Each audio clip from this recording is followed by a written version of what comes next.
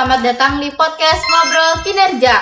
Episode kali ini kita akan membahas sebuah studi kasus yang sering banget terjadi di dalam dunia kerja nih. Ada seorang karyawan junior bernama Andi yang salah dalam menyusun anggaran promosi. Akibatnya, dana perusahaan tidak teralokasi dengan baik, target penjualan tidak tercapai sesuai harapan, dan manajemen merasa kurang puas. Pertanyaannya, bagaimana sebaiknya perusahaan menyikapi hal ini? Apakah kesalahan harus dihukum atau justru jadi kesempatan untuk belajar? Nah, hari ini saya sudah ditemani oleh 4 perwakilan dari perusahaan besar. Ada Kak Erda dari WD40. Halo. Kak Tria dari Unilever. Halo. Kak Nadia dari Starbucks. Halo. Dan Kak Andin dari Apple. Halo. Halo semuanya, apa kabar? Baik. Nah, kita mulai dari Kak Erda dulu nih yang mewakili WD40. Perusahaan WD40 terkenal dengan budaya kerja yang humanis dan penuh dengan rasa kebersamaan. Kalau ada kasus seperti Andi, biasanya bagaimana sih perusahaan WD40 menanggapinya? Wah, pertanyaan yang menarik sekali ya Kak Julia. Terima kasih banyak. Sebelumnya di perusahaan kami yaitu WD40, kami ini punya filosofi Kak, yaitu tribal culture, atau biasanya setiap karyawan dianggap sebagai bagian dari satu keluarga besar. Jadi kalau ada yang salah kayak kasusnya Kak Andi di sini, itu kami nggak langsung anggap atau melihatnya sebagai sebuah kegagalan individu, tapi dijadikan sebuah peluang atau proses bagi tim untuk belajar. Nah, di sini juga biasanya budaya di perusahaan kami itu atasan bakal ngajak berdiskusi dengan suasana yang aman Kak.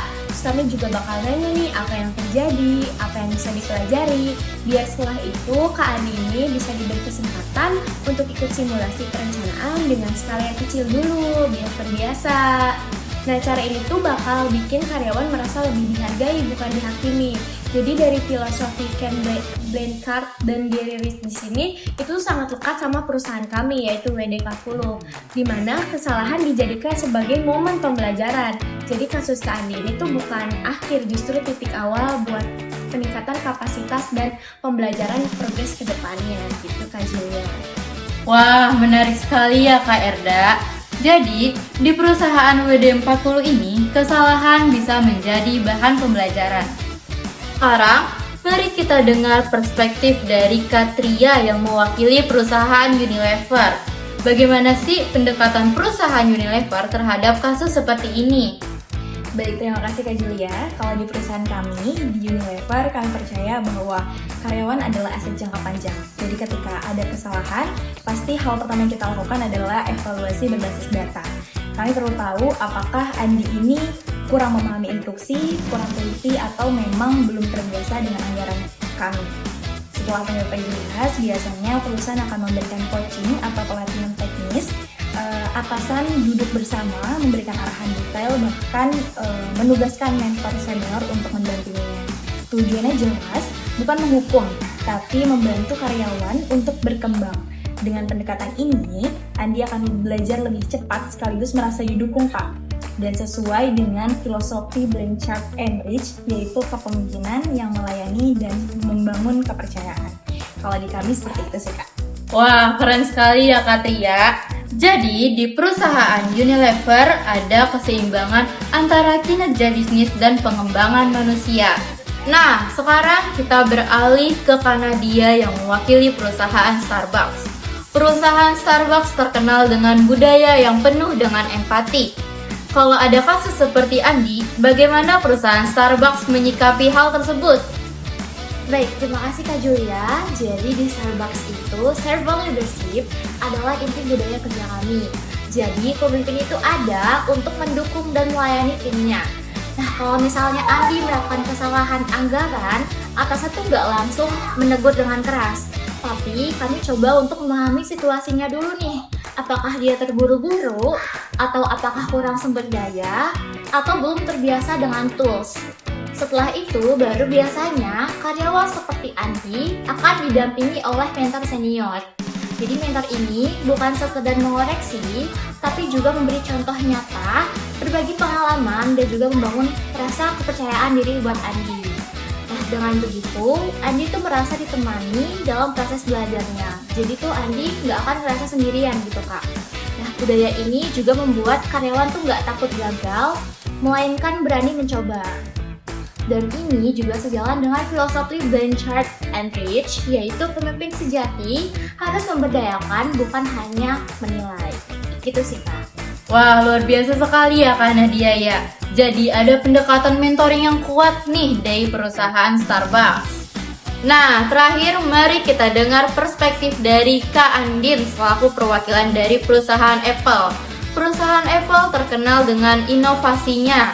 Nah, kalau ada kesalahan seperti Andi, bagaimana sih perusahaan Apple menanggapinya? Baik, terima kasih Kak Julia. Nah, kalau di Apple itu kami percaya inovasi tidak bisa lepas dari kesalahan. Karena itu kesalahan dianggap sebagai bagian alami dari proses. Nah, kalau ada kasus seperti Andi, biasanya tim kami itu melakukan after action review. Jadi kita duduk bersama, meninjau apa yang salah, lalu mencari solusi sistematis agar tidak terulang. Tujuannya bukan mencari siapa yang salah, tapi memperbaiki sistem tersebut. Jadi selain itu, Apple juga punya budaya yang namanya collaborative learning. Jadi Andi tidak belajar sendirian, melainkan bersama lintas divisi. Jadi dia akan diberi proyek kecil dengan dukungan penuh dari rekan kerja dan juga atasannya.